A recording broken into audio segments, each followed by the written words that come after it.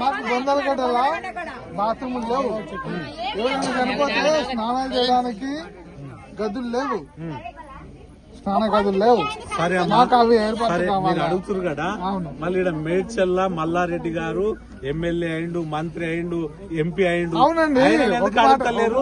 ఆయన ఎందుకు గెలిపిస్తారు? ఒక నిమిషం ఆగండి. మళ్ళీ ఎట్లా గెలుస్తుండ ఆయన ఎట్లా గెలుస్తుండో ఒక నిమిషం ఆగండి. ఆయన డబ్బులకు అమ్ముడుకోవచ్చు, ఏమైనా కావచ్చు, మాకు సంబంధం లేదు. మీరు ప్రత్యక్షంగా చేస్తా అంటే మేము నేను హామీ ఇస్తున్నా. నెక్స్ట్ జనరల్ ఎలక్షన్ లో జనసేన పార్టీ యావత్తు రాష్ట్రంలో మేము పోటీ చేయబోతున్నాము. మీరు ఈసారి ఈ వార్డులో గెలిపియండి.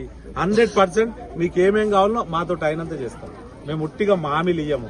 అదే విధంగా ఈయన రేపు కార్పొరేషన్ లో పోటీ చేసి గెలిస్తే ఆ కార్పొరేషన్ నిధుల ద్వారా మీకు అన్ని పనులు చేయిస్తాడు. కార్పొరేషన్ కావాలంటే ఇంకా 10 సంవత్సరాలు టైం పడుతుందండి.